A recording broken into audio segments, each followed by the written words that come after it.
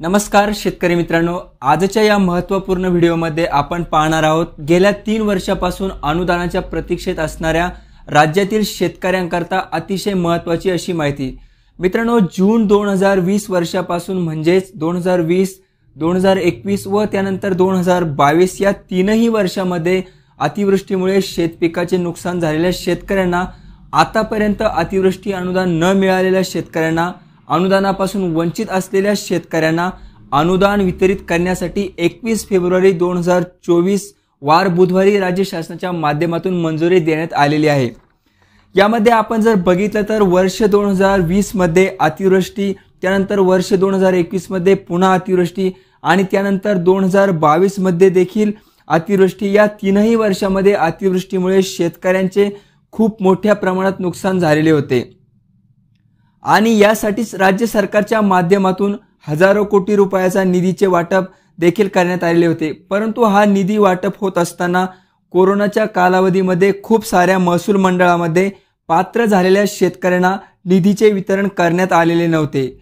यामध्ये खूप सारे प्रस्ताव सादर करण्यात आले होते, परंतु त्यांना मंजुरी देण्यात आलेली नव्हती आणि यासाठीच जून 2023 मध्ये नवीन सरकार स्थापन झाल्यानंतर 403 कोटी रुपयाचा निधी वितरित करण्यासाठी मंजुरी देण्यात येऊन 2022 मधील पात्र झालेल्या शेतकऱ्यांना त्यांच्या अनुदानाचे वितरण करण्यात आले होते।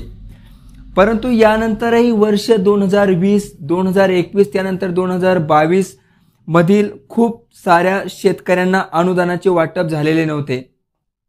त्यानंतर 2023 मध्ये तीच परिस्थिती होती आणि अशा यास अनुदानाच्या प्रतीक्षेत असणाऱ्या शेतकऱ्यांना त्यांचे अनुदान वितरित करण्यासाठी आता अखेर 21 फेब्रुवारी 2024 वार बुधवारी या दिवशी राज्य सरकारच्या माध्यमातून 106 कोटी रुपयाचा निधी वितरित करण्यासाठी मंजुरी देण्यात आलेली आहे। त्याबाबतचा शासन निर्णय देखील निर्गमित करण्यात आला आहे आणि या GR सोबत एक सहपत्र जोडण्यात आलेले आहे। पहिलं प्रपत्र तुम्ही पाहू शकता, कोकण विभागाच्या संदर्भातले आहे। जानेवारी 2021, जून ते ऑक्टोबर 2020, जानेवारी 2022, ऑगस्ट ते सप्टेंबर 2021, ऑक्टोबर ते 2022, जुलै ते 2021 आणि जून 2022 या कालावधीमध्ये रायगड, सिंधुदुर्ग, ठाणे, रत्नागिरी या जिल्ह्यातील शेतकऱ्यांच्या झालेल्या नुकसानीकरता 2,52,32,000 रुपयाचा निधी वितरित करण्यासाठी या शासन निर्णयाच्या माध्यमातून मंजुरी मिळालेली आहे।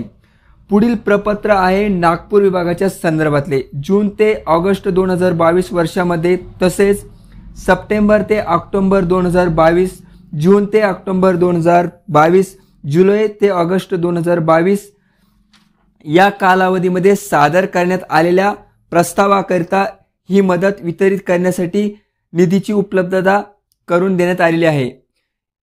यामध्ये नागपूर विभागातील 5 जिल्ह्याकरता 31,49,00,000 रुपयाचा निधी वितरित करण्यासाठी या शासन निर्णयाच्या माध्यमातून मंजुरी मिळालेली आहे।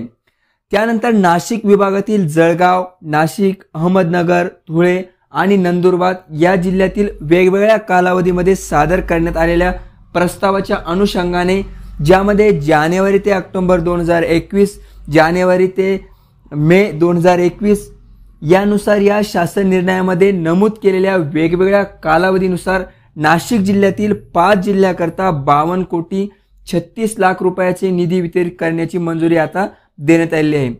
तसेच छत्रपती संभाजीनगर विभागातील जून ते ऑक्टोबर 2022, एप्रिल ते जानेवारी 2022, ऑक्टोबर 2021 ते जानेवारी 2022 यासाठी छत्रपती संभाजीनगर, जालना, परभणी, हिंगोली, नांदेड, बीड, लातूर व धाराशिव अशा 8 जिल्ह्यातील प्राप्त झालेल्या प्रस्तावाकरता एकूण 10,98,00,000 रुपयाचे निधी वितरित करण्यासाठी मंजुरी मिळालेली आहे।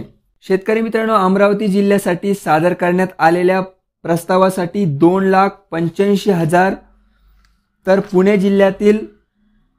पुणे जिल्ह्यासाठी ऑक्टोबर 2022 साठी प्रस्तावित करण्यात आलेल्या प्रस्तावानुसार 18,90,000 रुपये इतका निधी वितरित करण्यासाठी मंजुरी देण्यात आलेली आहे। असे एकूण संपूर्ण महाराष्ट्र राज्याकरता 106 कोटी रुपयाचा थकीत असलेला निधी वितरित करण्यासाठी या शासन निर्णयाच्या माध्यमातून राज्य सरकारने मंजुरी दिलेली आहे। मित्रांनो, याप्रमाणे 2022 मधील गारपिटीमुळे नुकसान झालेले असेल, अवेळी पाऊस असेल आणि 2023 मधील गारपीट, पाऊस, अतिवृष्टी याच्यामुळे पण खूप मोठ्या प्रमाणात शेतपिकाचे नुकसान झाले होते व हा निधी वितरित करणे देखील अजून बाकी आहे। याबाबत शासनाकडून अजून कुठल्याही प्रकारचा अपडेट नाही।